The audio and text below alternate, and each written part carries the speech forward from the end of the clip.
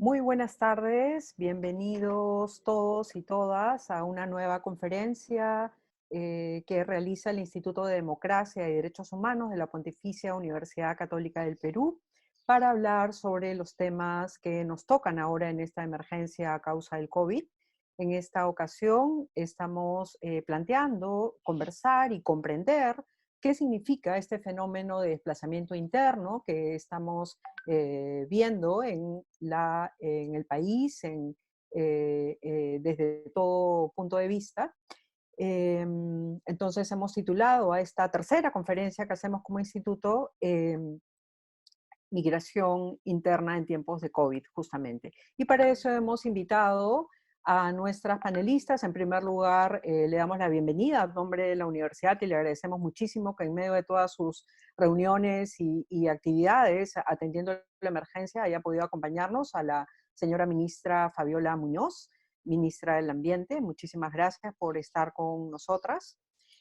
También le damos la bienvenida a nuestras panelistas, Cecil Bloan, que es investigadora del instituto, a Tesania Velázquez, especialista, psicóloga y especialista en psicología social comunitaria, y a Marisa Remy, que es investigadora, experta en temas de descentralización y regiones. Esta conferencia pretende abordar básicamente dos aspectos. Por supuesto, los vamos a ir desarrollando en el transcurso. El primero de ellos tiene que ver con comprender, como decía, y tratar de encontrar explicaciones al fenómeno de la migración interna que se está produciendo. Nuestro país ya ha tenido algunas experiencias similares, no sé si similares, pero por lo menos que podríamos llamar fenómenos de desplazamiento. La primera en la década del 60, la migración hacia Lima, el desborde popular, como le denominó José Matos Mar, y la segunda también, que fue muy importante, la del desplazamiento a causa del conflicto armado interno, en los años 70. Un desplazamiento hacia las ciudades, huyendo del terror, pero también después planes de repoblamiento y de retorno. Entonces hay como que dos experiencias sobre las cuales mirarnos, ¿no? Y ahora esta tercera que se ha producido en estos días, seguramente la señora ministra nos dirá con precisión, pero se está hablando de más de 200.000 personas que se están intentando desplazar o que están intentando regresar a sus regiones. Entonces, en primer lugar, vamos a mirar ese fenómeno y en segundo lugar, mirar qué respuestas se están dando, qué respuestas tanto desde el Estado, desde el gobierno central, desde los gobiernos regionales, los gobiernos locales, qué capacidades institucionales hay también para atender esta situación. Y de otro lado, qué otras implicancias tiene este fenómeno, ¿no? Tanto en temas de acompañamiento psicosocial y de salud mental, como lo que significa para nuestras sociedades regionales y locales pensar en respuestas y en acogidas. Entonces, una segunda cosa que quería decir antes de empezar es que también se siente bien el decir nosotras. Ha sido una coincidencia que todas nuestras expertas y panelistas sean mujeres, y la verdad que se siente muy bien el decir nosotras aquí. Y creo que eso es importante y da cuenta también de estos tiempos. Y lo tercero que quería decir es que al público que nos está siguiendo, que pueden ir haciendo sus preguntas por el chat, hay un chat que va a estar, que está habilitado para que puedan hacer las preguntas en el transcurso del panel. Vamos a ir escuchando a cada una, yo las iré presentando y vamos a ir recogiendo sus preguntas para que al final podamos tener una respuesta de cada una de las panelistas. Sin más entonces, vamos a escuchar a la ministra del Ambiente, Fabiola Muñoz. Ella es abogada, tiene amplia experiencia en el manejo forestal, en conservación y en temas ambientales. Ha sido la primera ministra mujer en el sector agricultura, donde ha desarrollado una trayectoria como directora del CERFOR, como funcionaria y secretaria general también de ese sector. Creo que también eso es bien importante reconocerle en ese cargo. Recuerdo todavía las resistencias que hubo en su momento para eh, asumir esa cartera, y luego ha sido o ha tenido la cartera del ambiente 2 veces, ¿no? Esta es la segunda vez que ocupa la cartera del ambiente. Entonces, quería empezar dándole la palabra a usted, señora ministra, y tenemos 15 minutos para escucharla. Bueno, muchas gracias. Y de verdad, yo también celebro que seamos todas esta tarde. Creo que es parte de las pequeñas victorias que vamos teniendo. Hemos hecho un esfuerzo enorme por tratar de enfrentar una situación que normalmente se da en periodos de tiempo muy largos, pero que ahora estamos viendo justamente en este escenario de COVID cómo se está produciendo a una velocidad mucho, mucho mayor, ¿no? Nadie podía imaginar el impacto de un virus tan pequeño en todo lo que ha sido una pandemia global. Y claramente hay procesos que se van dando día con día, ¿no? En este caso, creo que las personas han hecho un esfuerzo muy grande desde el principio de esta pandemia para tratar de mantenerse en su lugar todo lo que han podido. Y las primeras semanas, desde que se decretó la inmovilización o el tema de aislamiento social, las personas se vieron en la encrucijada de qué hacer. Y ha sido un proceso, y durante las primeras semanas las personas trataron de mantenerse realmente donde estaban. Nosotros hemos identificado 5 grupos o 5 tipos, perfiles de personas que están tratando de moverse, de movilizarse en este contexto, porque ya han llegado a un punto en el cual consideran que no tienen las condiciones de subsistencia para mantenerse donde están. Y esto no es solamente en la ciudad de Lima, pasa también en las regiones. Entonces hay una movilidad de Lima hacia las regiones, pero también de las regiones hacia Lima y entre las regiones. El primer grupo que hemos visto es un grupo que tiene mucho que ver con el tema de razones médicas. Personas que, por ejemplo, se habían trasladado aquí y que en realidad tenían una cita médica o venían por un tratamiento puntual o creían que en Lima iban a conseguir mejores opciones que en sus regiones, ¿no? Y a estas personas las agarró la inmovilidad aquí y muchas de ellas necesitan retornar. Y eso sucede también en capitales de provincias de algunas regiones, ¿no? En capitales de regiones. Hay otro grupo que son trabajadores eventuales que venían, por ejemplo, a Lima por los 3 meses de verano y después regresaban a sus regiones por el tema de la campaña agrícola u otras actividades, pero que tenían un trabajo temporal. Sin embargo, su lugar de residencia habitual está en sus regiones.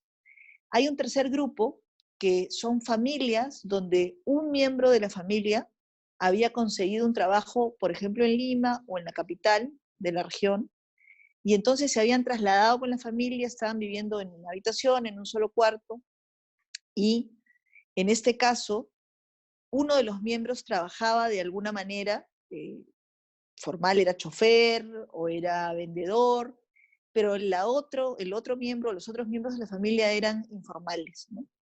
Entonces, este es otro tipo de grupo donde está la familia completa.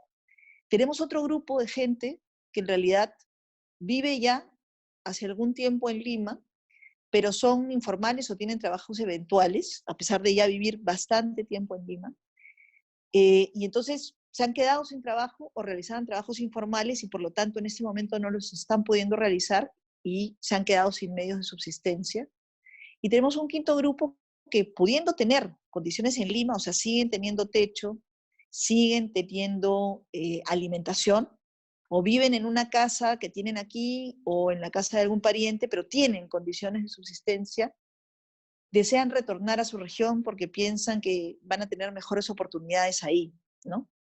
Entonces, en estos 5 grupos, básicamente tenemos diferentes perfiles y diferentes urgencias también. Los gobiernos regionales estuvieron muy preocupados al principio para no abrir sus fronteras. La mayoría de gobernadores regionales tenían una preocupación de no abrir las fronteras. pero existe mucha presión de la gente de querer retornar a sus regiones. Entonces, en un trabajo conjunto con el gobierno nacional se definió un protocolo. Este protocolo establecía que es el gobierno regional el que tiene que identificar la cantidad de gente que tiene para retornar a la región, además identificar el grado de vulnerabilidad que tienen, y luego de esa identificación establecer este cronograma para poder hacer este retorno ordenado y seguro, ¿no? Y a pesar de que existieron resistencias, digamos, al principio, de cómo se iba a manejar esto, de cómo se iba a poder hacer, hay gobiernos regionales que rápidamente han organizado centros de cuarentena en diferentes provincias e inclusive en algunos distritos, porque lo que tenemos que entender es que esta no es una migración cualquiera, esta es una migración que además tiene un componente muy particular, que es el tema de asegurarnos que la gente que migra, que retorna o que sale de donde está, no estén llevando el virus. Eso es una complejidad aún mayor. Entonces, en este momento, lo que tenemos es un protocolo y regiones que abrieron la posibilidad de que la gente se inscribiera para dimensionar de qué estábamos hablando. Y en las primeras semanas en las que se abrió este registro, empezaron 20.000 personas, 50.000 personas, 100.000 personas, y hoy día ya son más de 200.000 personas que se han inscrito y que básicamente el mensaje es, gobierno regional, yo quiero retornar a la región, ¿no? Hay regiones que tienen 5.000 personas inscritas, hay regiones que tienen 20.000 personas inscritas. Y esto hace que tengamos un universo bastante más grande que el que una región puede manejar en una semana o en un mes. Entonces, de acuerdo al protocolo, la región establece digamos, espacio para que la gente se registre, la gente se registra y la región hace una priorización, identificando aquellos casos más vulnerables. Porque la premisa que no debemos olvidar es que sigue siendo el hecho de que hagamos el aislamiento social donde nos encontramos. Esa es la premisa. En estos casos estamos tratando de abrir una ventana por casos excepcionales, humanitarios, de gente que realmente necesita trasladarse. Entonces la región establece esta lista, prioriza en esta lista y luego en coordinación con el INDECI se programa el traslado de los grupos de personas. Estos traslados se hacen de forma ordenada, o sea, INDECI contacta junto con la región a las personas empadronadas, las cita en un determinado lugar, en una agencia de transportes o en el grupo 8, y se pasa la prueba rápida, con lo cual todas las personas que son positivas se quedan en el lugar donde están y son aislados, y las personas negativas se trasladan a la región, pero deben hacer cuarentena, porque tenemos que recordar que la prueba rápida capta a las personas, pero que han sido contagiadas de 7 días hacia atrás. Entonces, hay una ventana de una persona que podría estar con el virus, pero no va a salir en la prueba rápida. Por esa razón es muy importante combinar la prueba rápida con la cuarentena controlada. Entonces, una vez que las personas negativas se trasladan a la región, ahí llegan a centros de cuarentena. Y estos centros de cuarentena, que son administrados, digamos, por el gobierno regional en coordinación con sus alcaldes, aseguran alimentación y estadía por 14 días a las personas. Después de esos 14 días se pasa una segunda prueba rápida, con lo cual estaríamos seguros de que esas personas no han sido contagiadas porque no han salido, no han ido al mercado, no han tenido contacto con otros, están en aislamiento. Entonces, es que para salir del lugar donde estoy, tengo que pasar prueba rápida. Y lo otro que es clave es que tengo que tener una cuarentena controlada, ¿no? Cuando tenemos positivos aquí en Lima y son asintomáticos, y en la mayoría, casi en el 99% de los casos de la gente que se está trasladando, los positivos que hemos encontrado han sido asintomáticos. Entonces, en esos casos, si yo tengo a alguien en Lima asintomático, puede estar en su casa, si tiene las condiciones para estar aislados del resto de su núcleo familiar. Pero si no tiene las condiciones, entonces aquí usamos la vía panamericana. Y estamos usando otros lugares también para trasladar a las personas que se encuentran positivas, ¿no? Lo importante con esto es que una vez que identificamos a una persona positiva, la aislamos de tal manera que no puede contagiar al resto, ni de su núcleo familiar, ni las otras personas. Entonces, la cuarentena es un componente muy importante de la estrategia. Tenemos ya regiones que en este proceso han trasladado a más de 1000 personas. Y claramente tienen también un límite para poder poner a las personas en cuarentena. Entonces, lo que nosotros hemos visto aquí en Lima, en algunos casos, ha sido gente que por desesperación, necesidad o querer asegurarse un cupo en el traslado, se volcaron a las calles, ¿no? Y no pudieron tener el tiempo suficiente de esperar este proceso ordenado de traslado, lo cual es un reto para el gobierno nacional, los gobiernos locales, regionales, por supuesto. Nosotros, ¿qué hemos hecho en coordinación con las regiones? En Lima hemos establecido 3 albergues temporales, ¿no? Muy, muy temporales. Uno en la salida del norte, en Ancón, uno en la salida del sur, en Lurí, y uno en el centro, en Ricardo Palma. La meta nuestra es que ninguna persona tenga, porque ha perdido los medios de subsistencia, que dormir en la calle, que estar a la intemperie. Entonces, lo que hacemos junto con los municipios, la policía o los militares es recoger a estas personas y trasladarlas a estos centros de albergue de acogida temporal. Ahí lo que hacemos es identificarlos, empadronarlos y ver, cruzar esta información con la región. Entonces, la región puede, con esta información, saber si estas personas estaban en su lista de los más vulnerables o de repente no estaban, porque muchos no han tenido acceso tampoco a empadronarse.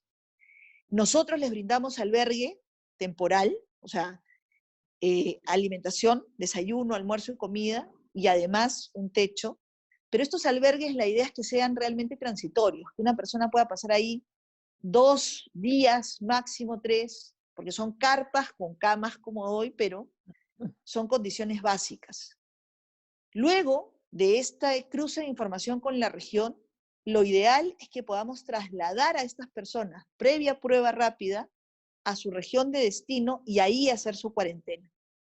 Pero se nos han presentado casos también en los cuales la región nos dice: yo no tengo condiciones en este momento para poder hacer la cuarentena. Y entonces ofrecemos condiciones aquí para poder pasar los 14 días. Luego la prueba rápida, y si las personas terminan ese proceso, pasan la prueba rápida, entonces regresan a su región, los trasladamos, pero ya no tienen que ir a hacer otra cuarentena, van de frente a sus casas. Uno de los retos enormes que tenemos ahora es que no todas las regiones han podido establecer sus centros de cuarentena, entonces hay una gran movilidad entre regiones, entre distritos, y eso es parte de los retos que tenemos que enfrentar.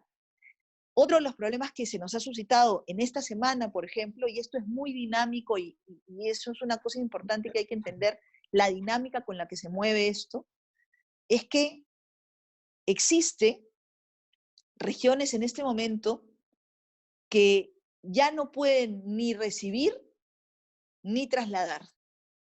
El Ministerio de Salud ha mandado una alerta sanitaria y lo que ha establecido es que las regiones de Loreto, de Piura, de Lambayeque y de Tumbes no deben permitir ni que la gente salga ni que la gente ingrese, por las condiciones de la pandemia en esas regiones.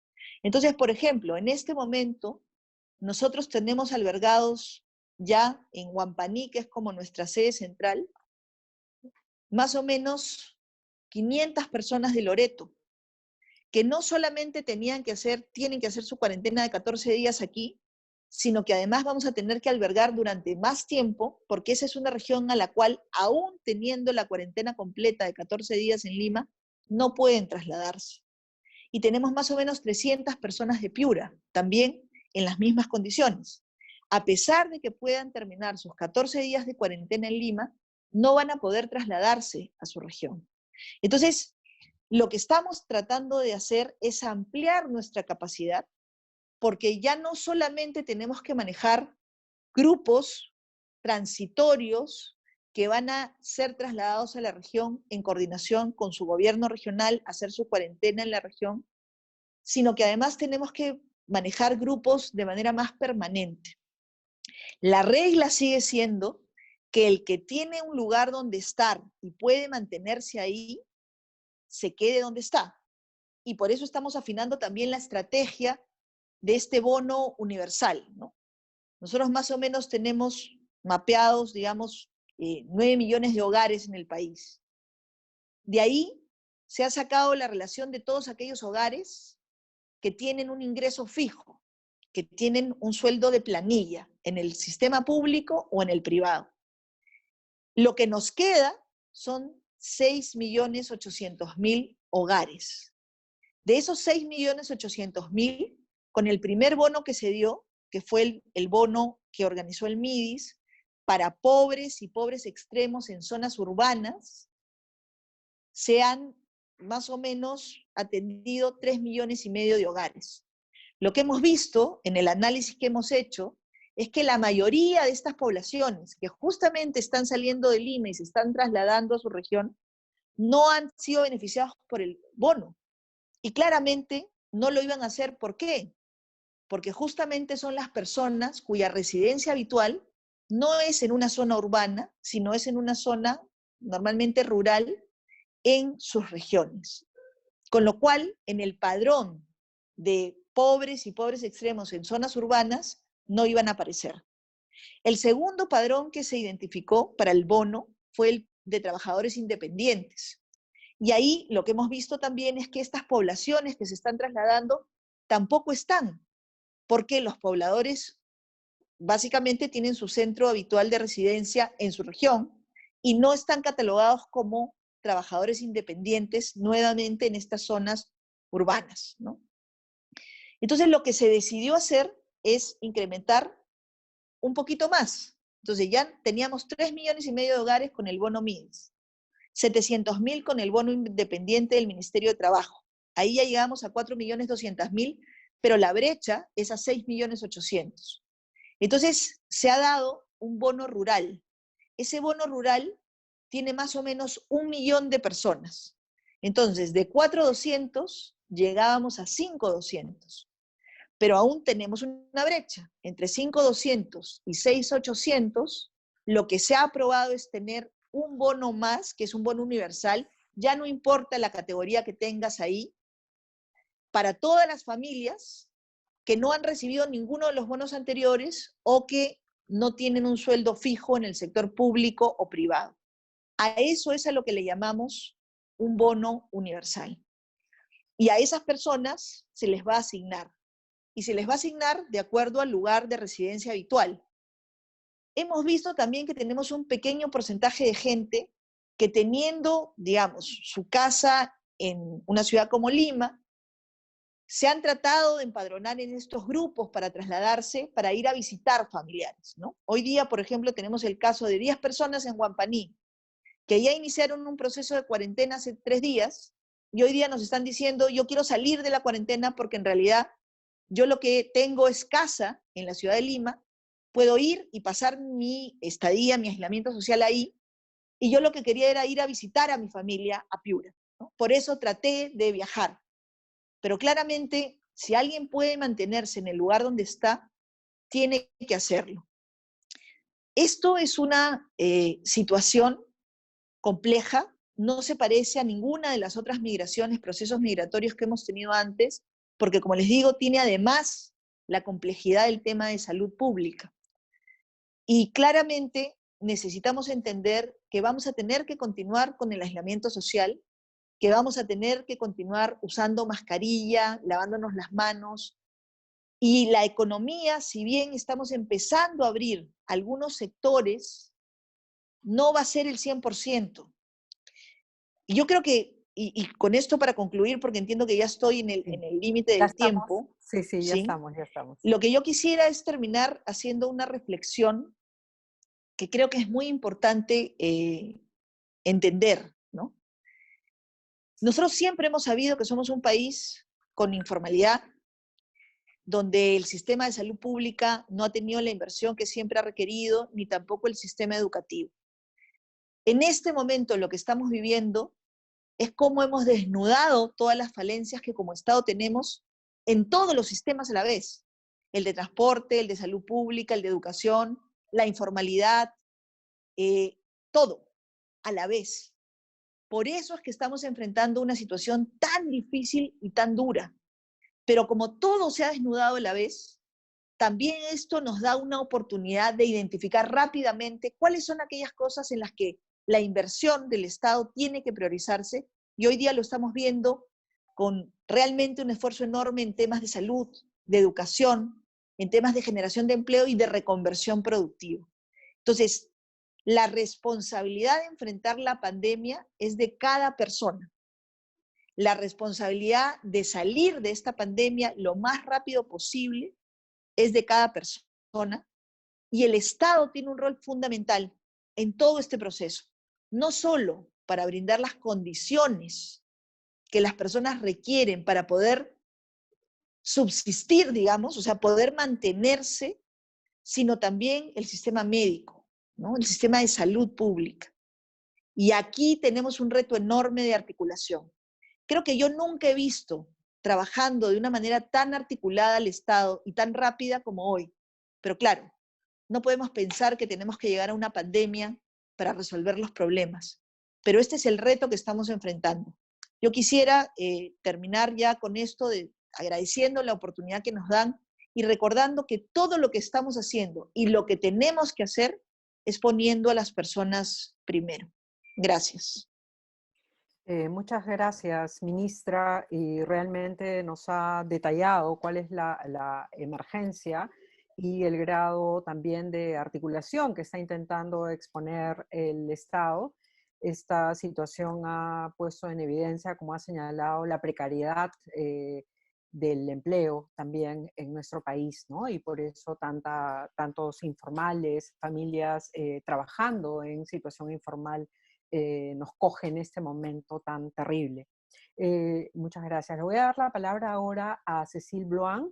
Cecile es colega nuestra, es investigadora del Instituto del IDEPUC y profesora también de la Facultad de Derecho de nuestra universidad, y está especializada en temas de movilidad humana. Justamente le hemos pedido que ella nos explique un poco qué significa este desplazamiento en términos de movilidad, estas migraciones, se han ocurrido en otros países, y cómo se ve el fenómeno a nivel internacional también, para tener algunas claves que nos permita seguir analizando el tema. Adelante, Cecilia. Muchas gracias, Iris.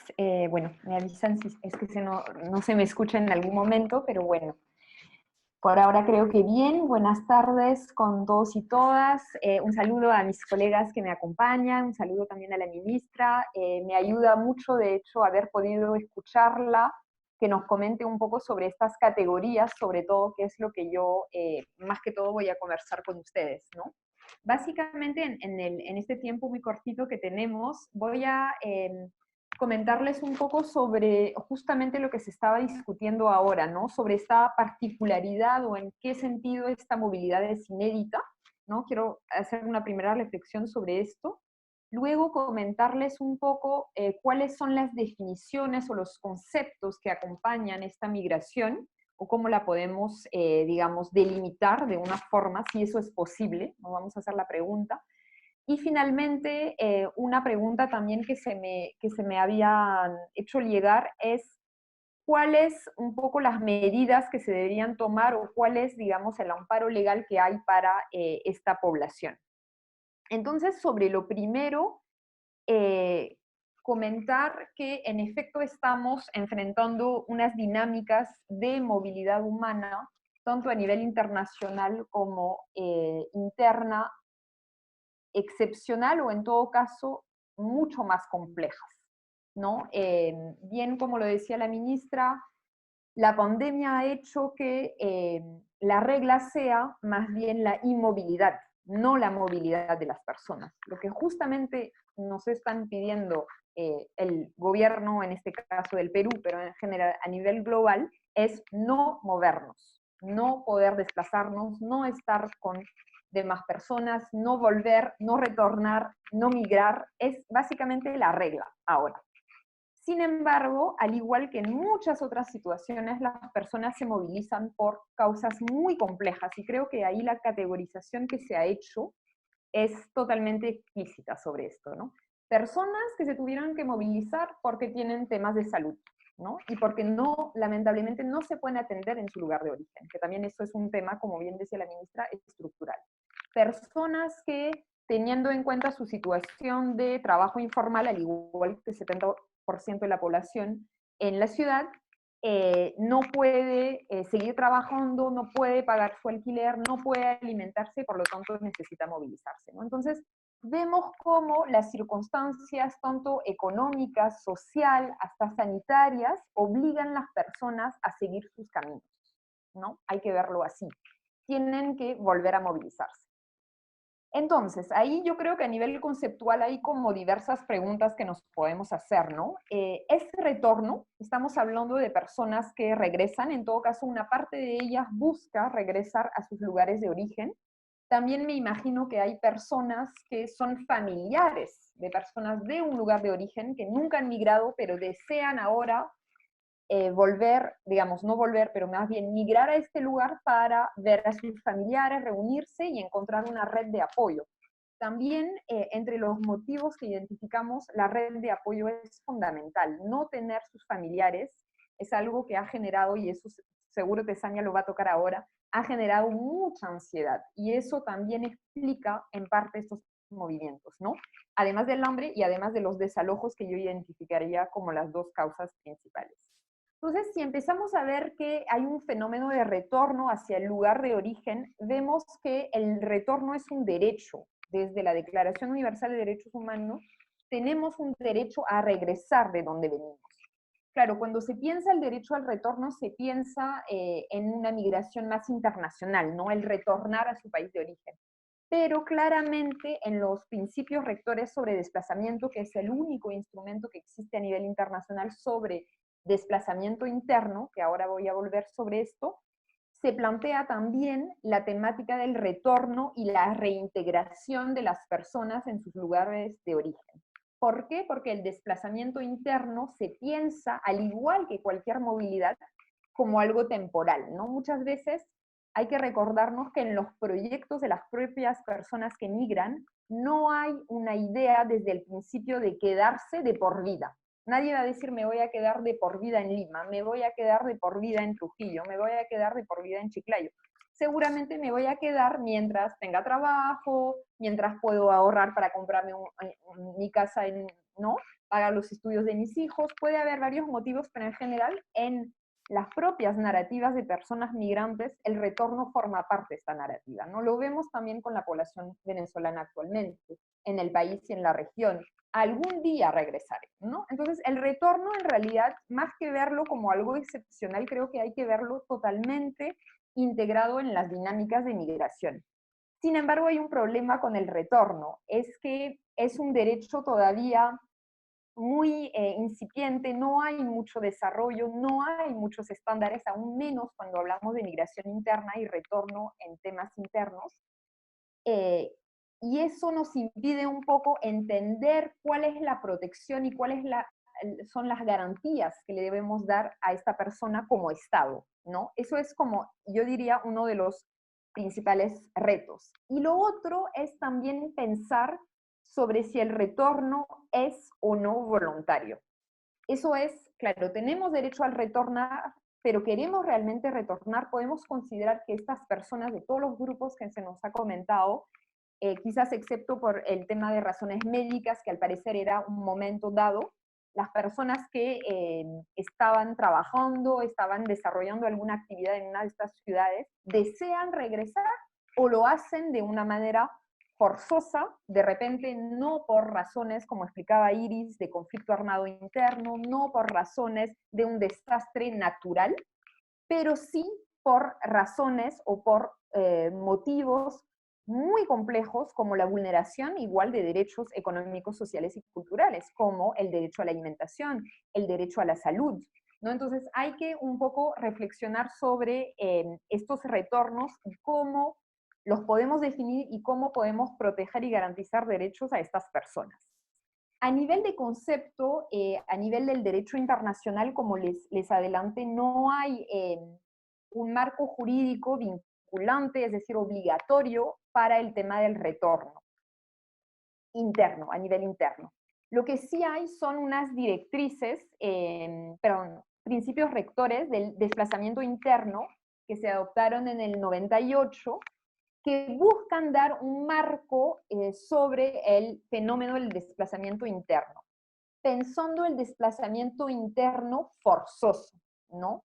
O bien por motivos de desastres, o bien por motivos de violencia, entendido en su sentido más amplio, o bien por temas relacionados a violaciones a los derechos humanos. Y es ahí donde yo hago el nexo con las violaciones de derechos económicos, sociales y culturales, que es un poco lo que estamos viendo, porque frente al COVID-19 lo que se implementan son una serie de medidas que impactan en la vida de las personas y en sus recursos. Entonces ahí hay posibles violaciones y vulneraciones de derecho que nos podría hacer pensar que este desplazamiento es en alguna manera forzoso. Ahí el problema es, y me quedan 2 minutos, que hay mucho debate alrededor de lo que entendemos por forzoso y lo que entendemos por voluntario, y cuando se pensaron estos principios rectores, se pensaron desde una mirada de excluir a los motivos económicos de las migraciones. Lo cual ahora, hoy en día, ya no estamos en el 98, es muy debatido y muy criticado, porque los movimientos son complejos y se alimentan de causas estructurales que mezclan muchas de estas cosas, ¿no? Y creo que en la explicación que nos ha dado la ministra queda claro que las personas tienen una serie de motivaciones para regresar. No es tan sencillo como decir, eso es económico, eso no es económico, ¿no? Entonces, eso es un poco lo difícil. Y en los 2 minutos que me quedan, solo quería comentarles 2 instrumentos que me parecen muy útil de recordar en este momento, que es la ley de los desplazamientos internos, que prevé el retorno y la reintegración, y el otro instrumento muy reciente de política pública que tenemos y que debemos recordar y usar, y entiendo que es lo que ha hecho el gobierno, ha utilizado este marco, es el Plan Nacional de Derechos Humanos 2018-2021, que incluye un componente de movilidad humana en el cual se encuentran 2 acciones estratégicas vinculadas a la migración interna, y una de ellas justamente está vinculada al retorno y plantea, al igual que esta ley de desplazamiento interno y al igual que el marco internacional, que el retorno tiene que ser, 1, voluntario, y ahí va el debate que les decía, digno y seguro. Y ahí creo que en el concepto de seguridad como seguridad humana, seguridad de las personas, vemos un poco lo que nos estaba planteando la ministra con relación a las pruebas, al reto para los transportistas, etcétera, etcétera. Pero con esto finalizo mi presentación y quedo atenta a las preguntas. Muchas gracias por su atención. Muchas gracias, Cecil. Efectivamente, podemos hablar de una serie de condiciones en las que se tiene que producir el retorno, y creo que esto último que decía Cecil acerca de un retorno voluntario, digno y seguro, creo que es bien importante para poder implementarlo en las políticas que viene desarrollando el gobierno nacional y los gobiernos regionales. Ahora vamos a escuchar a Tesania Velázquez. Tesania es magíster en evaluación psicológica, clínica y forense por la Universidad de Salamanca. Es una especialista en psicología social comunitaria. De hecho, Tesania es parte del Consejo Consultivo ahora del Ministerio de Salud para incorporar este enfoque de acompañamiento psicosocial. Entonces la vamos a escuchar porque nos interesa también hablar de esas implicancias, de las implicancias psicosociales, y también de cómo se puede pensar en algunas redes de soporte familiares, sociales, que pueden acompañar el proceso de retorno y el proceso de acogida también, ¿no? Que hay una segunda parte, como decía, que es en los lugares donde van a llegar y cómo van a ser acogidos en ese espacio. Te escuchamos, por favor, Tesania. Muchas gracias, Iris, y nada, agradecer por la posibilidad de compartir y aportar en este momento tan complicado para todos y todas en esta mesa con colegas, y luego de haber escuchado a la ministra y a Cecil, creo que vamos a ir desde mi experiencia y el trabajo que estamos haciendo en la propuesta de salud mental comunitaria, sumar el tema de salud mental a esto que estamos hablando. Y lo primero que quiero señalar es que el impacto de lo que estamos viviendo, del COVID-19 y de las medidas que se están tomando, ¿no es cierto?, lo que está generando, tiene, ¿no es cierto?, repercusiones en la salud mental, no solo a nivel individual, no solo a nivel familiar, sino principalmente a nivel comunitario y social. Y creo que esta es una oportunidad para colocar este tema, que a veces nos cuesta colocarlo como parte de las prioridades, y sabemos pues que la salud mental es un derecho y debería estar en la agenda pública, porque como estamos mencionando y ya se ha demostrado en muchos otros contextos en el mundo, el impacto no solamente lo estamos viviendo ahorita, lo vamos a seguir viviendo durante mucho tiempo, ¿no es cierto?, en términos de las secuelas que lo que estamos viviendo está generando. Pero específicamente en este grupo, creo que hay algunas ideas que quiero compartir, ¿no? O sea, la primera tiene que ver con la afectación que este grupo de personas que están migrando están sufriendo. Por otro lado, como bien han señalado, el tema de las redes de soporte, que va a ser fundamental y en el que me voy a detener. Y finalmente, un poco cuál es el rol de nuestras políticas frente al tema de salud mental para este grupo en especial. Creo que nos ayudó muchísimo la presentación de la ministra para entender estas características.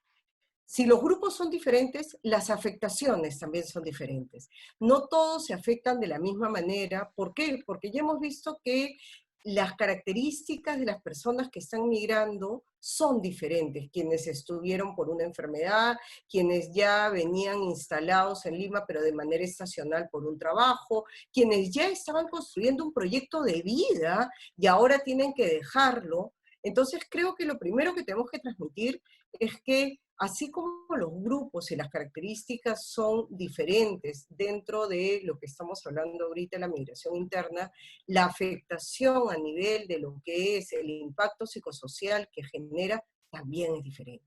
No es lo mismo, ¿no es cierto?, en términos de las emociones y las afectividades, alguien que estaba en otra región o estaba en Lima por un trabajo, por una cuestión médica, y ahora busca regresarse, que alguien que debido a la precariedad económica en la que vivía y que solamente lograba a través de un trabajo informal vivir el día a día y que ahora ya no lo puede hacer desde el 16 de marzo que se suspendieron, ¿no es cierto?, las acciones afuera, y en este caso el trabajo, y ahora tiene que regresarse. Y ahí sí hay un nivel de afectación a lo que es el proyecto de vida que es diferente a alguien que estaba por un trabajo estacional. Creo que se ha hecho muy bien, pero no está de más repetirlo. Esta situación de crisis nos está revelando la precariedad laboral en la que estaba, pues, el gran porcentaje de la población en nuestro país. Y hablar de trabajo es también hablar de salud mental. Hablar de condiciones dignas, como se acaba de mencionar, hablar de salud, educación, es también hablar de salud mental. Entonces, voluntario, creo que es un punto que podríamos discutir. Creo que se trata de una migración que ha sido impuesta por una realidad. Impuesta por una realidad con la cual no es que uno la buscó, no es que uno la deseó, ha sido impuesta. O buscas el soporte, ¿no es cierto?, del lugar de origen y de la familia para poder subsistir, o la gente se muere de hambre.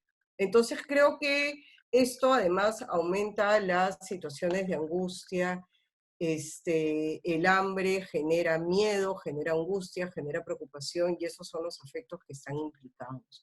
Esta migración entonces impuesta desde afuera, sin una planificación previa y en un contexto hostil, adverso, hace que a veces no se pueda de alguna manera ir al ritmo como lo acaba de plantear la ministra, es decir, hay un protocolo, hay una lista, se priorizan a las personas vulnerables, pero en paralelo el afecto, la angustia, la desesperación hace que no se puedan cumplir ni los protocolos, ni que se puedan respetar esos tiempos, ¿no? Entonces, ¿cómo incorporamos en la dinámica y en el trabajo también la dimensión de salud mental? Porque si solamente nos quedamos en una dimensión más procedimental, más jurídica, más social, pero no vemos el lado emocional, los protocolos están muy bien, pero las personas no los pueden respetar, no los pueden cumplir, porque esta angustia y esta sensación de urgencia, de precariedad, de tristeza, hace que sencillamente no respeten estos tiempos, no porque no los quieran respetar, sencillamente porque no pueden hacerlo, ¿no? Y creo que es importante reconocerlo también. Hay una experiencia de dolor, hay una experiencia de mucho sufrimiento por todo lo que implica, pero también hay una experiencia de esperanza. Es decir, regresar al lugar de origen se convierte en regresar a un lugar seguro, a un lugar que devuelve esta seguridad que de repente ahorita, ¿no es cierto?, en el lugar de migración no se podía obtener. Seguridad y tranquilidad, eso es lo que ofrece el lugar de origen. Y esa es la búsqueda, ¿no es cierto?, de quienes ahorita están tratando de regresar. ¿Y cómo vamos, de alguna manera, a acoger esa seguridad y tranquilidad en estos espacios temporales, en estos espacios que se están creando y que están siendo de mucha ayuda, pero que esos espacios deberían también apuntar a fortalecer eso, que es justamente lo que se necesita? Y ahí viene el segundo punto. Lo ha dicho la señora ministra y la verdad es que da mucha pena, pero es la realidad. Los gobiernos regionales tienen una pobre capacidad de respuesta. Y ahorita, en el contexto del COVID, tienen aún una respuesta más limitada, ¿no? Entonces, sí, pues hay regiones que ya no van a poder recibir a nadie. Hay regiones que no van a poder hacerse cargo. Entonces, aquí es donde aparece una situación que es fundamental, que es el tema de las redes de soporte. Nosotros sabemos que además en nuestro país las relaciones familiares, la familia extensa, las relaciones con los paisanos, las redes de paisanaje, como los llamamos, se convierten en redes de soporte que son fundamentales. Lo hemos visto en las redes de WhatsApp, en cómo se han organizado, ni siquiera es que se conocen, pero tienen, ¿no es cierto?, un referente identitario desde su lugar de origen que les ha permitido organizarse, que les permite de alguna manera cubrir algunas necesidades. Me han contado de algunas comunidades en la Sierra Sur, especialmente en Ayacucho, que de repente en alianza con los gobiernos locales, las mismas familias están acondicionando colegios para recibir el tambo de la entrada, para recibir a las personas que llegan de las migraciones. Es decir, hay un rol muy activo, ¿no es cierto?, de las mismas comunidades, de las mismas familias, de las mismas personas, para organizarse, y eso hay que fortalecerlo, eso hay que apoyarlo, porque esos son recursos. Eso de alguna manera contribuye al bienestar, contribuye a sentir que no están solos y que pueden, ¿no es cierto?, organizarse en esta situación. Finalmente, quiero mencionar cuál es el rol entonces de lo que nos toca y cómo estamos fortaleciendo el tema de la política en salud mental en nuestro país, y que en estas circunstancias y específicamente en estos grupos se nos hace tan urgente.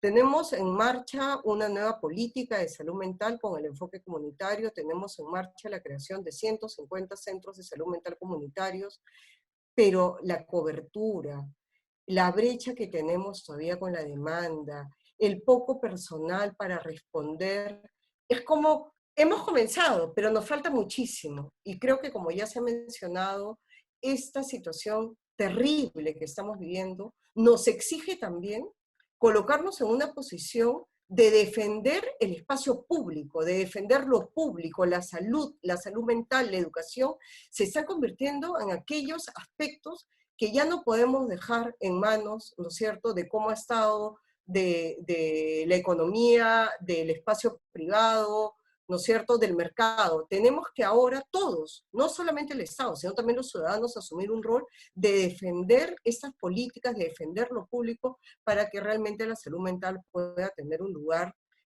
que de alguna manera ayude, contribuya en esta situación. Creo que desde ahí es que está el rol que nosotros podríamos enfatizar en este contexto. Gracias, Iris.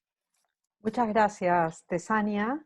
Sí, efectivamente estamos asistiendo a esta exposición de precariedad laboral, de precariedad institucional incluso, pero también, como ella señalaba, hay un conjunto de redes que se activan, ¿no?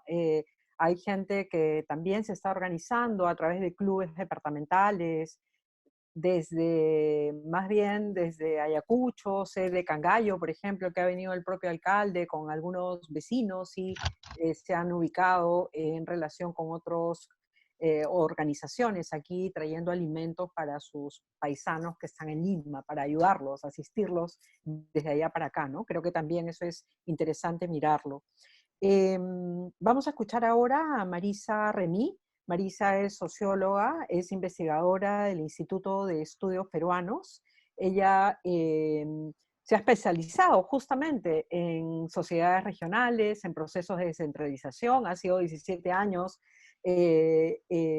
directora del Bartolomé de las Casas del Cusco, haciendo investigación rural, ¿no? Mirando qué pasa en el campo. También ha trabajado en el CIPCA, ha sido directora del Centro de Estudios y Promoción Campesina de Piura, y entonces ahora le hemos pedido que ella pueda aportar con esta mirada de cómo ve la institucionalidad o la capacidad de los gobiernos regionales y locales, pero también cómo está las sociedades regionales, pero también el proceso de descentralización que llevamos algunos años entre estas disputas entre el gobierno nacional y los regionales y locales, ¿no? Entonces, quisiéramos, Marisa, tu reflexión también sobre eso. Hola Iris, buenas tardes a todas y todos. Un gusto estar acá, muchas gracias por la invitación. Me habían pedido un poco también que viera cómo estaba la situación de migración y ver estos desplazamientos. Y había preparado, además del tema de descentralización, y había preparado una pequeña presentación que me gustaría colocarla y poder seguir un poco este tema tan complejo y tan inesperado que fue el de los desplazamientos, ¿no? Fue muy sorprendente. Efectivamente, como ha mencionado la ministra Fabiola Morales, Fabiola Muñoz.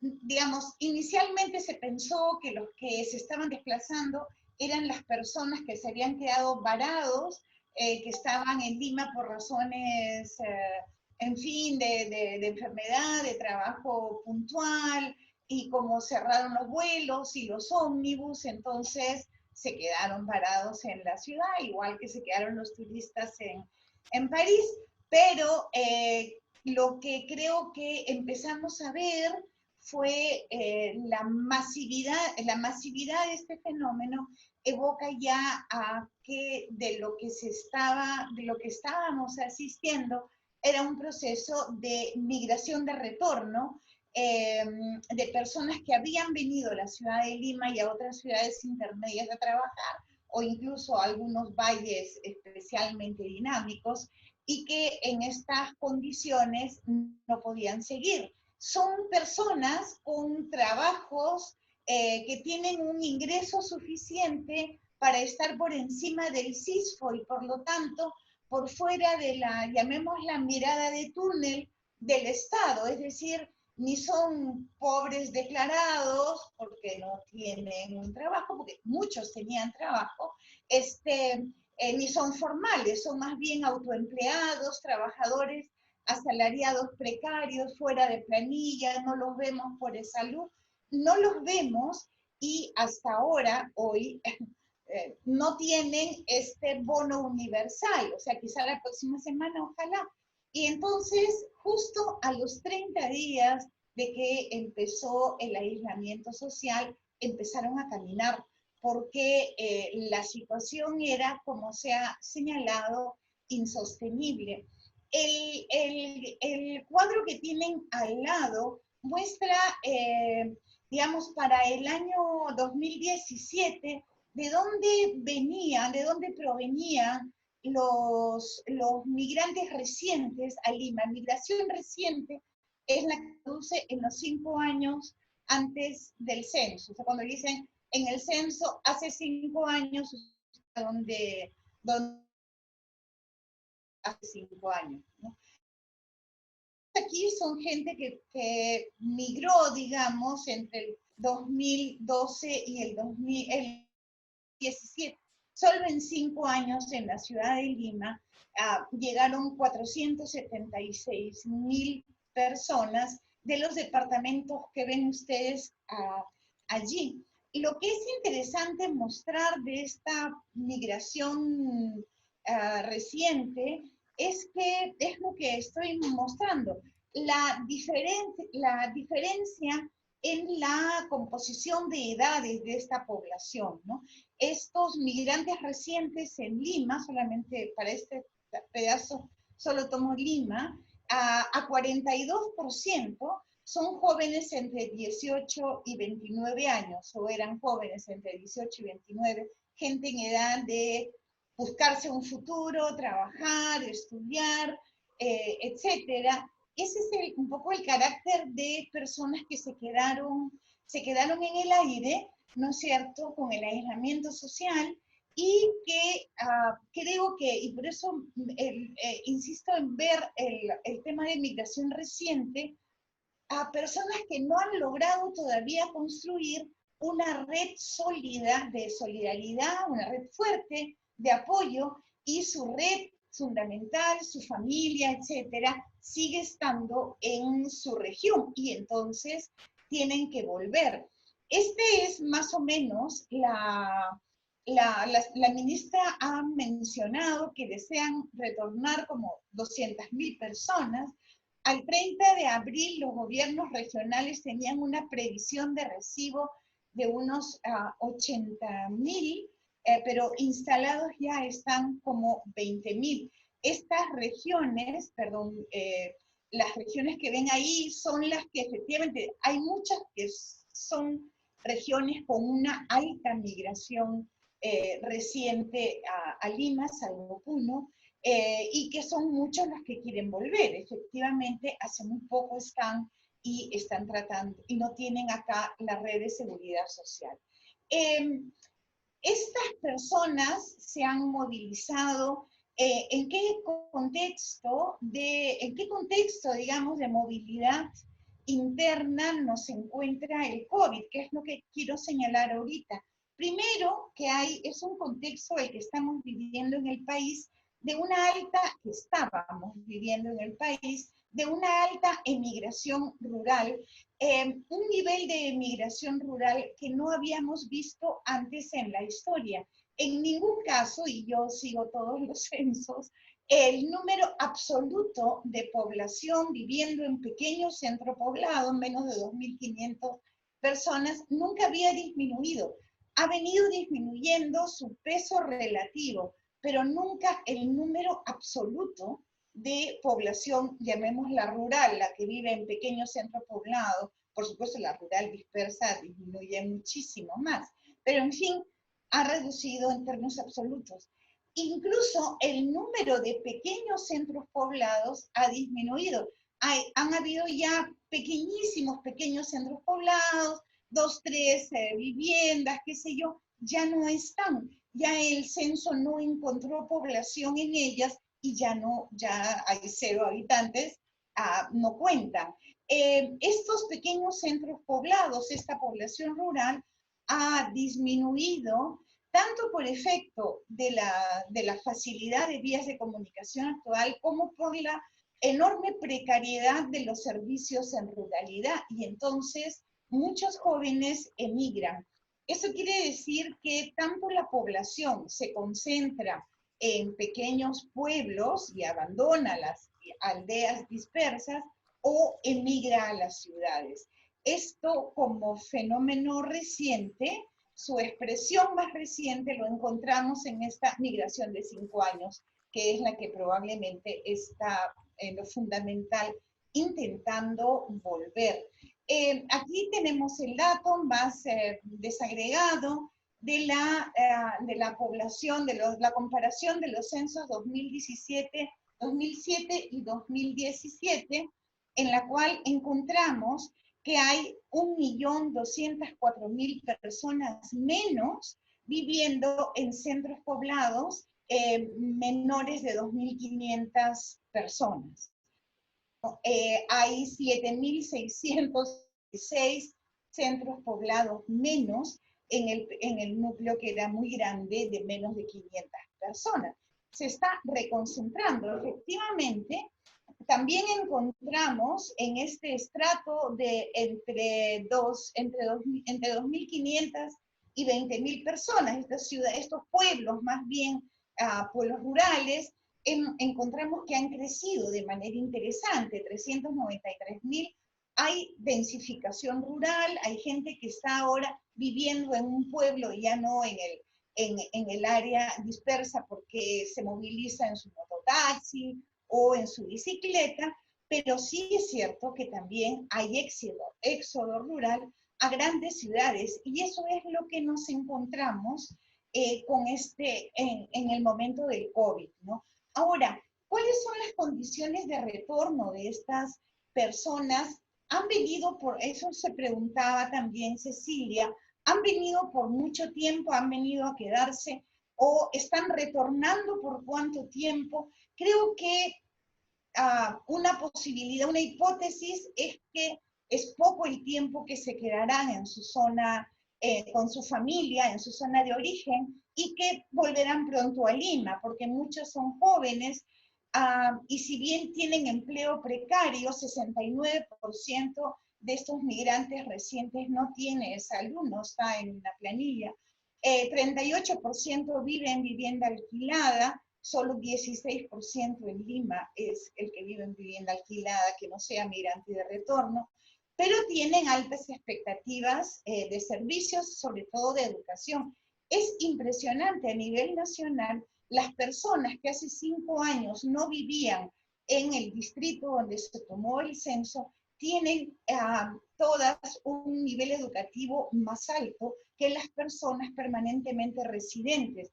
Es gente que se mueve en busca de educación, entonces ahora regresan y quizás vuelvan a Lima para seguir con este proceso de educación. Ahora, también el retorno podría ser definitivo, digamos, si es que se crean algunas condiciones. Si el gobierno central termina de diseñar una oferta de servicios en ruralidad, si el gobierno central además empieza a dar asistencia técnica que permita aprovechar lo mejor calificados que están estas personas, y con mucha iniciativa, si los gobiernos locales mejoran servicios, si los provinciales impulsan esta urbanización rural, mercados, servicios intermedios, y si los gobiernos regionales tienen una estrategia.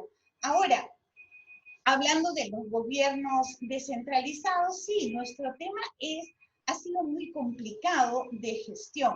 En primer lugar, para el desplazamiento hubo muchísimas incertidumbres de origen. Estamos esperando a que el gobierno regional responda. Todavía ahora se sigue esperando si el gobierno de Cajamarca va o no a recibir más personas. Sí, y termino, es la última. Todavía estaban primero esperando respuesta de gobiernos regionales ahora está la ministra del Ambiente, hay mucho, por ejemplo, ahorita incertidumbre del traslado de como 30.000 cajamarquinos inscritos y solo 600 o 700 se han llevado. Los gobiernos regionales tienen dificultades de acogida digamos, ahorita de 20.000 personas. Tienen capacidad para multiplicar eso por 10 y recibir a 200.000. Es muy complicado. Y la pregunta es si el control del tránsito y sus implicancias no debiera ser una competencia nacional y no regional, es decir, de una entidad que funciona en red y no de un conjunto aislado de otros. La calamidad de Loreto, por ejemplo, los gobiernos, uno se pregunta si los gobiernos regionales son el nivel que debiera estar a cargo de la compra de productos estratégicos, si debieran ser ellos los que tenían que tener previsión sobre las condiciones de desastre y la falta de oxígeno. Se les ha transferido los recursos para que compren los ventiladores, pero absolutamente es imposible. Teresa mencionaba que los gobiernos regionales no están actuando. Lo que pasa es que la situación los desborda y no necesariamente con recursos económicos se resuelve.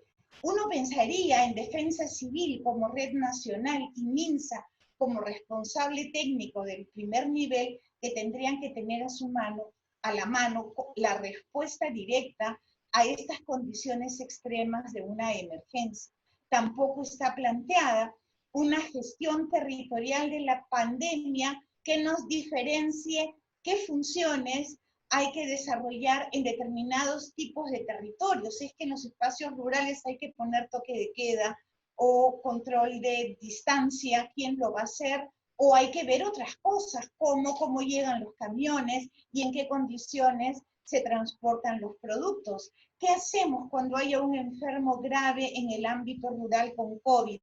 ¿Hay helicópteros de emergencia? ¿Dónde hay helicópteros de emergencia? Ya se ha previsto. ¿Quién lo tiene que prever? El gobierno regional, INDECI, Ministerio de Salud. Creo que lo que tenemos ahora es que sobre una descentralización, que es un desastre, disculpen, en términos de la distribución de competencias, que se ha hecho, digamos, muy mal, y mantenemos ahora unas inercias sobre una pésima descentralización y no hemos tenido un alto para una clara planificación territorial de competencias en emergencia. Muchas gracias. Bien, Marisa, muchas gracias a ti.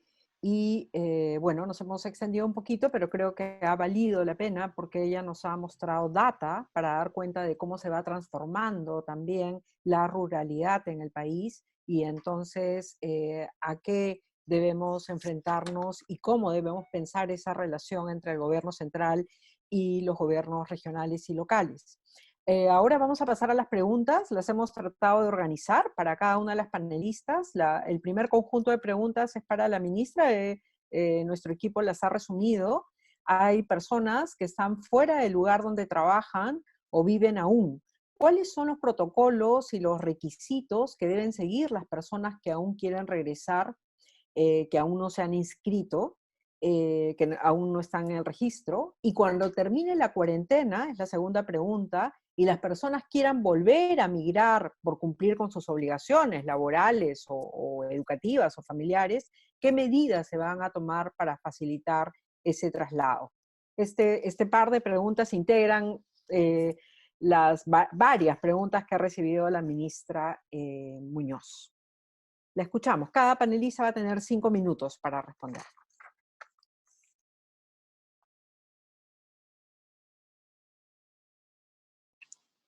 A ver, bueno, muchas gracias en realidad por todos los comentarios, las ideas que he escuchado, porque me hacen reflexionar, no solo para contestar las preguntas, sino en algunas de las cosas que se han planteado también, ¿no? Una de las cosas que creo que es sumamente importante es el tema de las redes. Yo estoy segura que muchas de las personas que están tratando de retornar, y no voy a entrar a la discusión si es voluntario o no, porque es mucho más complejo que solo analizar la situación, lo están haciendo por sus redes. O sea, porque se sienten seguros donde tienen mayor cantidad de familia, de amigos, aunque no hayan estado ahí hace años, pero es como regresar al útero, ¿no? O sea, es como regresar a la madre, es como regresar a lo seguro, ¿no? A ver, ¿hay personas que están fuera de lugar? Sí, y vamos a seguir teniendo personas durante un tiempo más, porque no se van a levantar el transporte interprovincial todavía. O sea, eso no es algo que se vaya a levantar la próxima semana. Justamente parte de la estrategia que estamos discutiendo y que analizamos todos los días es qué condiciones están dadas para levantar qué actividades, ¿no? Y el tema del transporte interprovincial es algo que no se está pensando levantar el lunes y probablemente no va a ser en el corto plazo tampoco. Básicamente porque una de las cosas que hemos evidenciado es que hay algunas regiones donde los transportistas de alimentos y de carga son los principales que han dado positivo. Entonces, esas personas que se trasladan como choferes, transportistas de alimento, dan positivo. Entonces, llevan el virus. Una de las cosas que tenemos que entender aquí es que el virus no se mueve si no se mueve con las personas. O sea, somos las personas las que trasladamos el virus. Entonces, el protocolo que se está siguiendo ahora es que las personas se empadronen con sus regiones y se identifique aquellos casos que realmente ameritan retornar. O sea, la premisa sigue siendo quedarse donde uno está. Entendemos esto que estamos viviendo, es un drama. O sea, realmente yo he tenido oportunidad de conversar con muchas de las familias y entiendo perfectamente bien la situación de zozobra que están viviendo, ¿no? Estamos conversando con la gente de salud mental del MINSA para que nos dé soporte en los albergues que tenemos, ¿no? Porque hemos tenido situaciones de mucha angustia. Aquí hay que ser lo más empático posible, hay que tratar a las personas con la mayor comprensión posible, pero también tenemos algunos problemas que se han presentado, como que ningún hotel quiere aceptar alojar positivos, o ningún hotel quiere aceptar alojar personas que vienen de regiones, que están en las calles y te piden un seguro extra, ¿no? O inclusive hemos tenido el caso de un alcalde que ha ido con su serenazgo a votar a otro alcalde que quería alquilar un hotel para alojar a las personas, ¿no? También es cierto lo que han mencionado de que hay comunidades que se han organizado y están preparándose para albergar a los que vienen, pero hemos tenido casos también en los que comunidades no han permitido que las personas vayan a su comunidad, a su distrito. Hemos tenido el caso, por ejemplo, en Junín, que el gobierno regional había contratado 3 hoteles para poner las personas, y las personas de ese barrio no permitieron que vayan a los hoteles, tuvieron que cambiar de lugar y buscar otros lugares. Entonces, lo que tenemos que pensar que va a venir, y eso es yendo un poco a la siguiente pregunta, es las medidas de aislamiento social nuestras, como personas individuales, tienen que seguirse dando. O sea, la pandemia no ha terminado. Estamos tratando de establecer cómo ir reactivando algunas actividades, pero eso no significa que podamos el lunes salir todos a la calle. O sea, eso no es así. Y si lo hacemos, lo único que estamos haciendo es poniéndonos en mayor riesgo. O sea, debemos ser más solidarios que nunca con aquellos que de verdad necesitan retornar con urgencia. Y a ese grupo de personas tenemos que darles la prioridad, hacer lo que sea posible por organizar cuarentenas aquí. Nosotros estamos, para que tengan una idea de la dimensión, nosotros tenemos 3 albergues, como lo mencioné, de 500 personas cada uno, de un tránsito de 1 o 2 días. Además de eso, tenemos en Huampaní la sede central de albergue, con una capacidad de casi 1.200 personas efectivas para cuarentena, y tenemos casi 600 personas positivas, a las que también albergamos y estamos haciendo seguimiento, y hoy día estamos asumiendo el multiplicar por 2 esa capacidad. O sea, tener casi 3.000 personas más en albergues, porque comparto con ustedes y con esto termino, ¿no? O sea, un protocolo importantísimo es asegurar un retorno seguro, con dignidad, con calidad humana, con empatía, entendiendo que muchas de estas personas, como bien han mencionado, sí necesitan retornar porque su lugar habitual de residencia está en su región, pero en muchos otros casos son desplazados que quisieran quedarse aquí por su proyecto de vida, pero que hoy día ya no tienen las condiciones porque han perdido el trabajo. Y lo que finalmente nos da seguridad a las personas es el trabajo. Donde yo tengo trabajo, tengo recursos para poder subsistir. Y eso es lo que estamos tratando de enfrentar en este momento.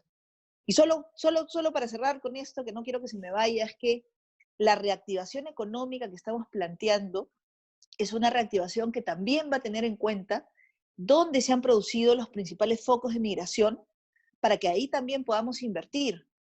Y entonces tengamos cosas como en la Amazonía, que estamos recibiendo mucha migración. San Martín ha recibido ya más de 2.000 personas de retorno. Entonces agroforestería sería una oportunidad. Y los que quieran quedarse ahí, tener la oportunidad de desarrollarse en su región. Y luego, con el paso del tiempo, los que realmente crean que tienen un proyecto de vida en Lima o en otro lugar, poder tenerlo. Nuevamente, estamos tratando de pensar en las personas. No es perfecto el modelo que tenemos, pero lo que sí estamos haciendo es nuestro mayor esfuerzo. Gracias. Muchas gracias, ministra. Y ahora tenemos el siguiente conjunto de preguntas para Cecil sobre la situación de los migrantes venezolanos, que ya habíamos dicho que ella viene trabajando el tema hace algunos años. ¿Qué garantías jurídicas tiene esta población frente a los retos que conlleva la pandemia en el Perú? ¿Y cómo están abordando el retorno de aquellos venezolanos que quieran regresar a su país, ¿no? Que también hemos visto esa problemática. Adelante, Cecilia. Bueno, ahí un poco retomando la reflexión, porque si miramos, a pesar de las diferencias, también hay muchas similitudes, ¿no? Mucha desesperación, necesidades de regresar donde están sus familias, donde están sus recursos, hambre y desalojos. Es algo que comparten. Quizás la diferencia con la migración interna o la migración de personas peruanas es que a ellos se les agrega estas dificultades más vinculado a los documentos, que es un gran reto siempre en estudios migratorios internacionales, que es que las personas necesitan para salir y para ingresar a todos los países, en este caso para regresar a Venezuela, que sería Ecuador y Colombia, necesitan una serie de documentación y eso es un reto adicional. Además, hay un cierre de fronteras. La ministra hizo referencia a este cierre también interno, ¿no? Hasta hay un cierre dentro de las regiones, pero también hay un cierre como país. Y este cierre, en este caso, en el caso peruano, es un cierre total. No hay corredores humanitarios, lamentablemente, en este momento. Colombia lo está implementando. Igual ahí hay varios retos, ¿no? Nuevamente, un poco lo que comentaba de estos retornos forzosos. También en Colombia hay retornos supuestamente voluntarios de personas venezolanas, pero en realidad son retornos forzosos. Las municipalidades y algunos alcaldes los están obligando a salir. Entonces, ahí también hay que ver nuevamente el tema de voluntariedad y posibilidades, ¿no? Entonces, ¿qué garantías tienen estas personas nuevamente? Son retos muy grandes. Hay un apoyo que se está dando más que todo desde cooperación internacional para poder brindar estas necesidades básicas a estas personas, para evitar en realidad esta movilidad, porque nuevamente insisto, lo que se intenta ahora es intentar que las personas no se muevan. Pero eso, claro, cuando uno está frente a su situación, que es no poder comer, no tener cómo pagar el alquiler, hemos visto, seguramente todos ustedes lo han visto, desalojos forzosos con armas de fuego en condiciones muy difíciles y sin tipo de apoyo, es bastante complejo, ¿no? Entonces las personas van a retornar, estamos viendo ya retornos de caminantes venezolanos, venezolanas, recuerden que vinieron caminando, entonces se pueden regresar caminando. Eso es el tema. Vemos también los migrantes internos hacen lo mismo. Entonces, realmente hay muchos retos.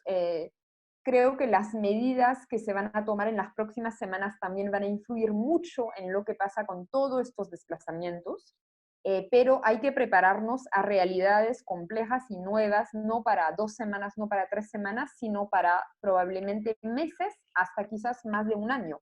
Entonces hay que estar muy atentos, hay que pensar en medidas, y yo creo que hay que también visibilizar ese derecho que tienen las personas al retorno y ver cómo podemos acompañar, porque impedir que puedan ellos retornar me parece bastante imposible y no está funcionando del todo, y ahí lo hemos conversado, ¿no? Yo terminaría con esto para no alargarme mucho. Muchas gracias. Gracias, Cecil. Y el siguiente conjunto de preguntas para Tesania están resumidas de este modo. ¿Existen mecanismos que garanticen el soporte de las personas en sus lugares de origen? ¿Qué medidas podría tomar el gobierno para cubrir esta necesidad después de esta crisis? Creo que esto hace alusión a esa articulación con las direzas regionales, ¿no? ¿Qué se puede hacer desde las regiones también? Gracias. Antes de comenzar a responder la pregunta, me quedo un poco con una sensación de que lo que planteaba la ministra, de que ya se está incorporando la dimensión de salud mental también en esto, y creo que es fundamental, ¿no? Yo creo que el gran reto y el gran desafío que tenemos es, si colocamos a la persona en primer lugar, cómo cuidamos, ¿no es cierto?, que se sienta bien, que tenga bienestar, que pueda de alguna manera, en medio de esta situación difícil, no perder las ganas, el sentido de vida. Algo que nos estamos cuestionando mucho es cómo se pierde el sentido de vida y cómo tenemos de alguna manera que ayudar a recuperarlo, ¿no? Y creo que esta situación que estamos viviendo, a raíz de también lo que acaba de contar ahorita Cecil, de lo que están viviendo nuestros compañeros venezolanos, los migrantes internos, creo que todavía tenemos mucho por apoyar ahí, ¿no? A ver, nosotros estamos hablando de lo importante que son las redes. Las redes de soporte se han convertido en algo fundamental, pero sin embargo a nivel de lo que son, pues, los roles y los funcionarios del Estado, qué difícil es hacer redes, ¿no? Porque acá lo que tendríamos que tener es una red, pues, nacional, regional, provincial, distrital, que fluya. Y eso no fluye, y creo que la ministra lo acaba de plantear muy bien. Y ahí, pues, tenemos que aprender más bien de las personas y las comunidades en esta decisión, porque si tuviéramos un trabajo fluido entre estas diferentes instancias, vamos a poder no solamente generar que los procesos de migración, sino los de acogida, también sean procesos cuidados y saludables.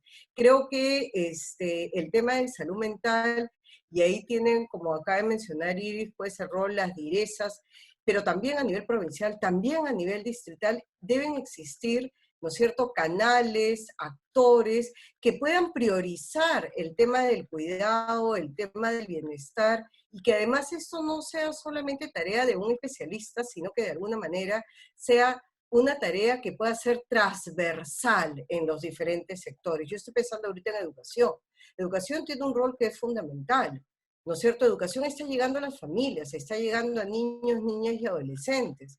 Entonces, ¿cómo colocamos también el tema de salud mental, el tema del cuidado, el tema de, ¿no es cierto?, dar cuenta de estas emociones, de lo que implica, a través de los canales que ya se están dando en la educación, y que eso pueda ser cogido por los gobiernos locales, por los gobiernos provinciales, y creo que ese podría ser una salida para poder hacer frente a esta situación.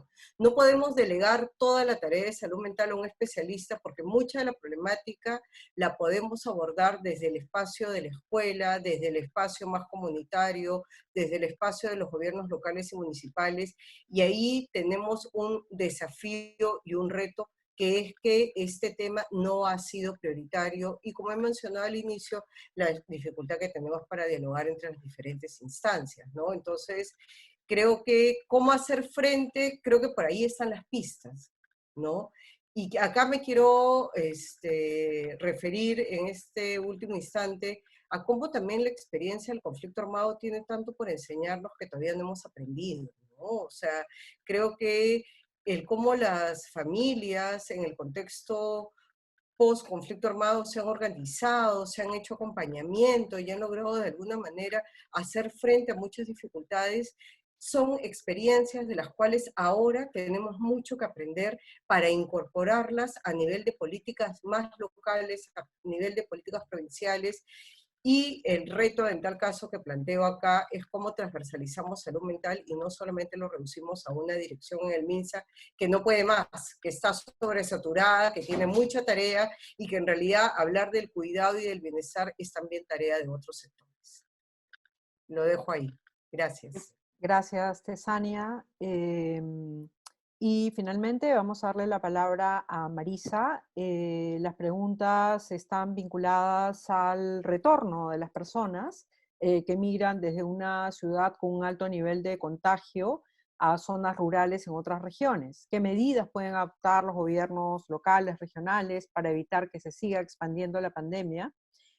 Aunque Marisa señalaba el tema de la capacidad institucional de los gobiernos, y también qué planes y programas de apoyo se pueden implementar sobre estos grupos de personas que retornan a sus regiones, que van a retornar a las regiones y se van a quedar ahí probablemente. Adelante, Marisa. Y bueno, muchas gracias por sus comentarios y sus preguntas. El problema, como lo ha mencionado la ministra, lo han mencionado varios, es que esta migración de retorno lleva virus. Entonces genera un grave problema de salud. Por supuesto que los desplazamientos oficiales de Lima a las regiones o de las regiones a Lima se hacen con cuarentena.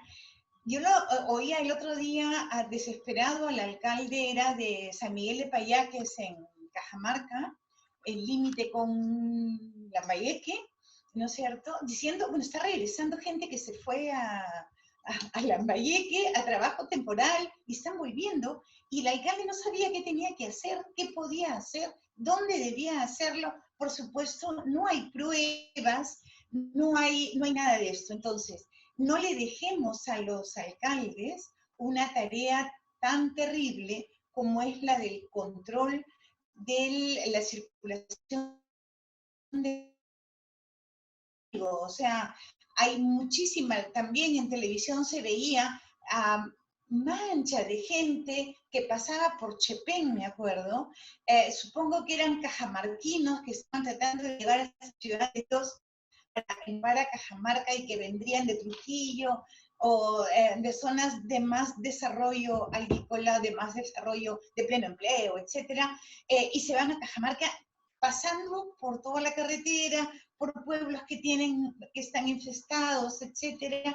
¿Y qué se puede hacer? ¿No? El Perú es un país donde la gente se mueve muchísimo. Acabo de mostrarles 480.000 personas que en 5 años llegaron a Lima de diferentes regiones. A nivel nacional supera el 1.000.000, por supuesto, de gente que se moviliza de un lado a otro. Entonces, como no sé qué tiene que hacerse, porque yo no soy estratega de la salud, pero me parece que esto, pues, que empezó hace como un mes, tendría que ya tener no solamente un protocolo claro de Lima, sino empezar a ver qué está pasando entre estos pueblos, la capital de la región y cuánta gente que está trabajando en Cusco se tiene que ir a Chumbivilcas, muy pobre, y se está llevando virus a Chumbivilcas, no lo sabemos, no tenemos idea.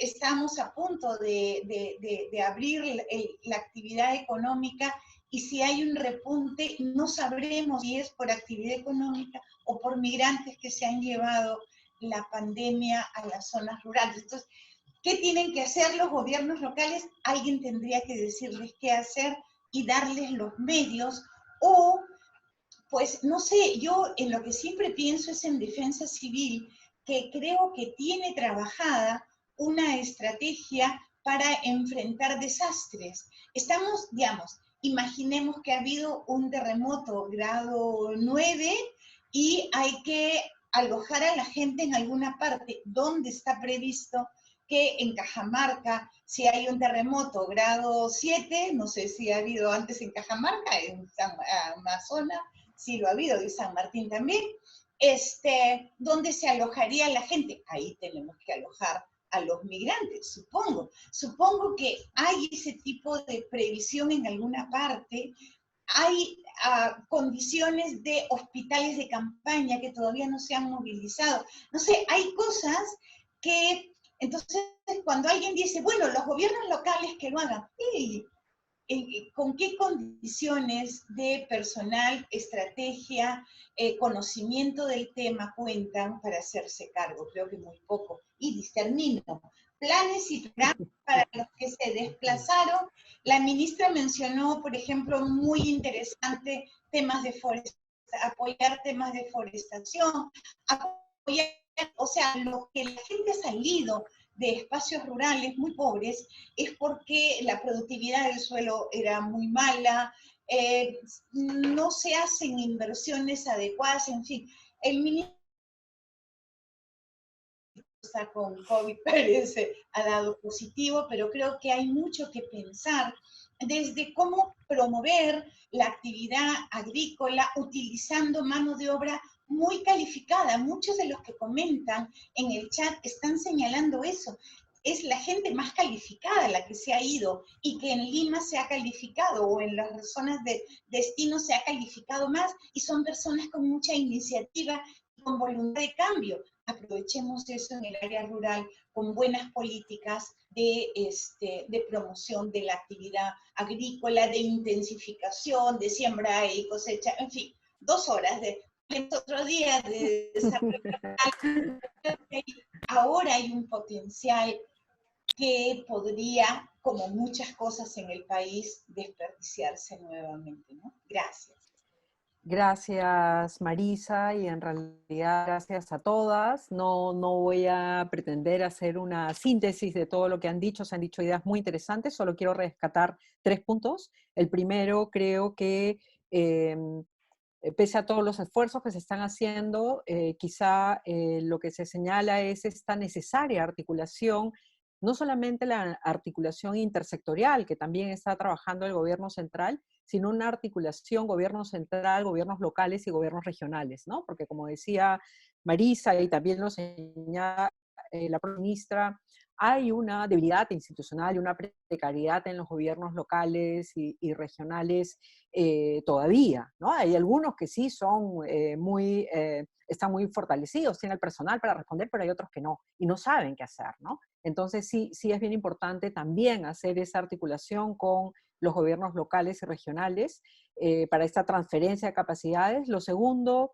creo que la ministra trabajó en temas de agricultura familiar, y creo que sería bien interesante también pensar en cómo se proveen políticas vinculadas a esos temas para pensar en respuestas de retorno, ¿no? Tanto los que se han ido a las regiones y que quizás se puede tener como incentivos, motivaciones. El gobierno ha venido sacando una serie de programas rápidamente, mostrando una capacidad increíble, y entonces se puede pensar en cosas así también para reflotar un poco que la reactivación sea pensada solamente en empleo desde las grandes empresas, sino también en estos proyectos productivos más pequeños, porque también lo va a requerir nuestra propia dinámica de vida, ¿no? Esta pandemia nos está diciendo también que tenemos que cambiar las dinámicas y las relaciones sociales. Y lo último que quería señalar es toda esta dimensión de acompañamiento psicosocial,